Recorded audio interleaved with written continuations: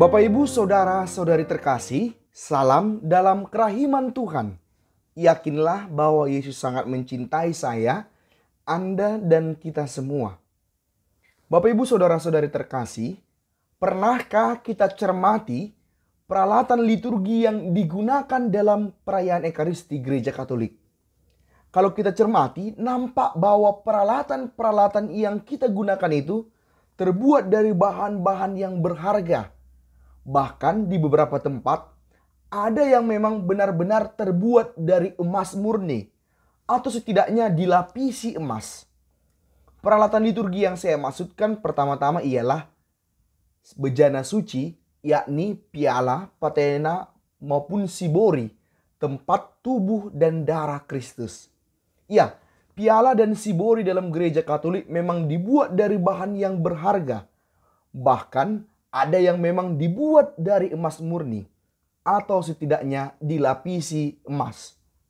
Maka Bapak, Ibu, Saudara-saudari terkasih, jangan heran bahwa peralatan liturgi yang kita gunakan itu, terutama sibori dan piala dalam perayaan Ekaristi, relatif cukup mahal. Butuh jutaan rupiah untuk satu peralatan Ekaristi yang tergolong masih sederhana. Dan kalau mau yang lebih indah, ada yang sampai puluhan bahkan ratusan juta rupiah. Terjadi bahwa sibori atau piala yang sudah terbuat emas itu juga dihiasi lagi dengan batu-batu permata yang mahal. Pertanyaan bagi kita ialah, mengapa barang-barang liturgi itu, yakni sibori dan piala, atau juga barang liturgis lain mesti terbuat dari emas dan barang berharga lain? Apakah karena dulunya pada perjamuan malam terakhir Yesus sungguh memakai piala emas? Bukankah ini suatu pemborosan? Bukankah lebih baik biaya untuk membuat barang-barang berharga itu diberikan saja kepada umat-umat yang miskin? Apalagi ada fakta, yaitu peristiwa pencurian barang-barang liturgi dari gereja Katolik. Karena memang sang pencuri tahu bahwa peralatan liturgi itu terbuat dari bahan yang berharga. Pernah terjadi sibori dicuri dari tabernakel, dan demi mengambil sibori yang mahal itu, tubuh Yesus, yakni sakramen Maha Kudus, dibuang begitu saja di luar gedung gereja. Atau baru-baru ini juga terjadi, satu tabernakel yang terbuat dari emas dicuri dari salah satu gereja, dan sakramen Maha Kudus yang ada di dalamnya dibuang begitu saja oleh pencuri.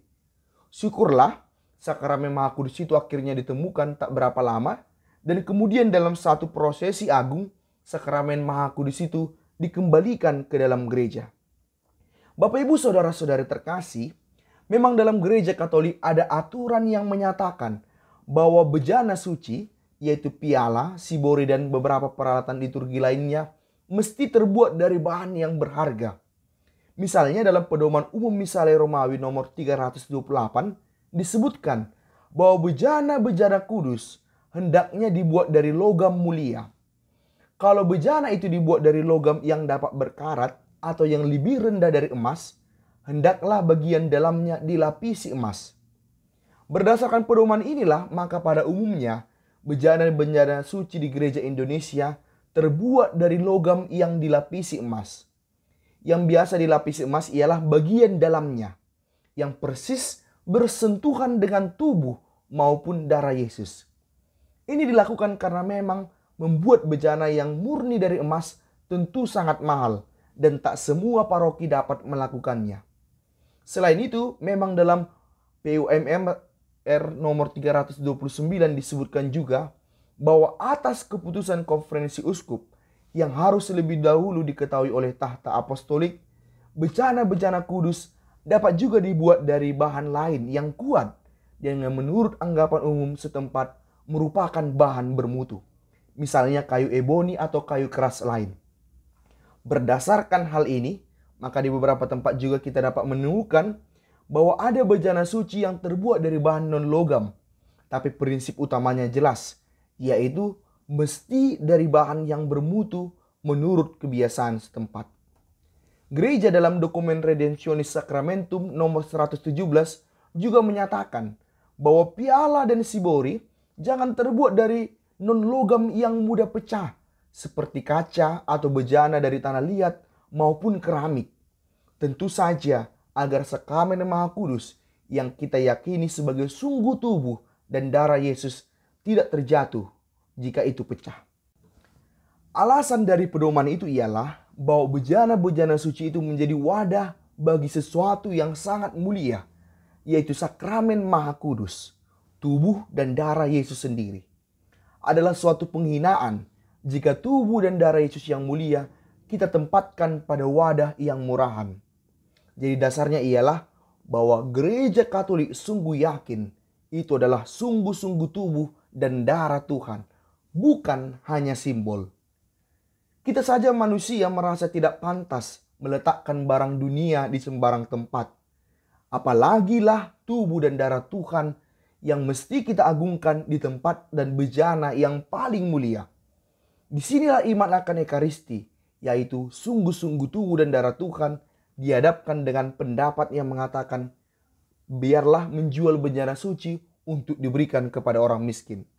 Bagaimanapun, Tuhan sudah sepantasnya kita hormati, salah satunya dengan menempatkannya di bejana yang paling berharga. Lantas, apakah menggunakan bejana berharga adalah karena mengikuti Yesus yang dulu memakai piala emas? Dalam hal ini kita tidak dapat memastikan dengan sungguh bahwa piala yang digunakan Yesus adalah piala emas atau bahkan dari barang-barang berharga lainnya. Kalaupun hal seperti dimunculkan dalam gambar-gambar dan lukisan-lukisan tentang perjamuan malam terakhir. Tidak ada yang tahu bahwa bagaimana piala yang digunakan Yesus dulunya. Jadi tidak benar kalau ada yang menyatakan bahwa gereja Katolik menggunakan bejana suci dari emas dan barang berharga lainnya karena Yesus dulu menggunakan hal seperti itu dalam perjamuan malam terakhir. Alasan lain mengapa bejana suci mesti terbuat dari bahan berharga ialah karena liturgi dalam gereja Katolik merupakan cerminan dari perayaan yang ada di surga yang akan kita terima. Maka segala peralatan liturgi dalam gereja Katolik memang harusnya mengarahkan kita menggambarkan perjamuan di surga. Ekaristi kita yakin adalah perjamuan surgawi, yakni perjamuan pernikahan anak domba. Karena itulah maka gereja Katolik dengan sengaja menggunakan barang-barang berharga agar umat dengan melihat peralatan liturgi itu langsung terbantu menyadari bahwa peristiwa liturgi yang sedang berlangsung di hadapannya ialah peristiwa yang agung.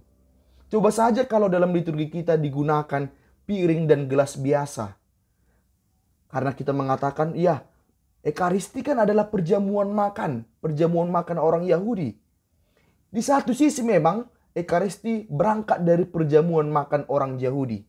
Tapi iman kita juga melihat bahwa Ekaristi bukan sekedar perjamuan makan biasa, melainkan perjamuan makan surgawi. Dengan piring dan gelas biasa, atau dengan piala dan sibori asal-asalan, pandangan kita akan Ekaristi menjadi kabur, bahkan menyepelekan seolah-olah itu adalah perjamuan makan biasa. Lagi-lagi, adanya pedoman tentang penggunaan barang liturgi dari barang berharga adalah sebagai ungkapan iman akan apa itu Ekaristi, yaitu sungguh-sungguh tubuh dan darah Tuhan. Penggunaan barang berharga untuk peralatan misa sudah sejak awal ada dalam tradisi gereja kita. Misalnya salah satu informasi dari tahun 303, yaitu pada masa penganiayaan orang Kristen oleh Kaisar Diocletianus. Saat itu, delegasi pejabat pemerintah Romawi mengunjungi gereja di salah satu tempat dan menginventarisir apa saja yang dimiliki gereja itu. Ditemukan bahwa ada 2 piala emas, 6 piala perak, 6 guci perak, dan berbagai peralatan lainnya. Ini menunjukkan bahwa gereja kita sudah sejak awal menggunakan bejana-bejana suci yang terbuat dari barang berharga. Nah, ini menjadi refleksi bagi kita bahwa saat dulu saja tatkala gereja dalam pengejaran, dalam penganiayaan, umat Kristen sudah mengusahakan adanya peralatan Ekaristi yang berharga. Apalagilah seharusnya di masa kita saat ini yang relatif lebih tenang. Kita juga perlu tahu bahwa Santo Fransiskus Assisi yang sangat menjunjung tinggi kemiskinan sekaligus begitu cinta pada orang miskin, justru mengatakan kepada para pengikutnya bahwa dalam berbagai hal hidup mereka sebagai saudara Dina memang harus miskin. Tapi perihal gereja dan peralatan yang ada dalam gereja mesti dibuat dari barang-barang berharga. Penghayatan akan kemiskinan tidak serta-merta menyepelekan mutu peralatan ekaristi. Dasarnya ialah bahwa yang ditampung dalam sibori maupun piala itu adalah sungguh tubuh dan darah Kristus. Bapak Ibu saudara-saudari terkasih, demikianlah katekesi kita kali ini. Semoga hal ini membantu kita untuk menghayati iman kita, terutama setiap kali melihat sibori maupun piala yang ada dalam gereja kita. Mengingatkan kita akan perjamuan ekaristi, perjamuan surgawi, di mana ada sungguh tubuh dan darah Tuhan kita. Yesus, Engkau andalanku, Pace Ebene.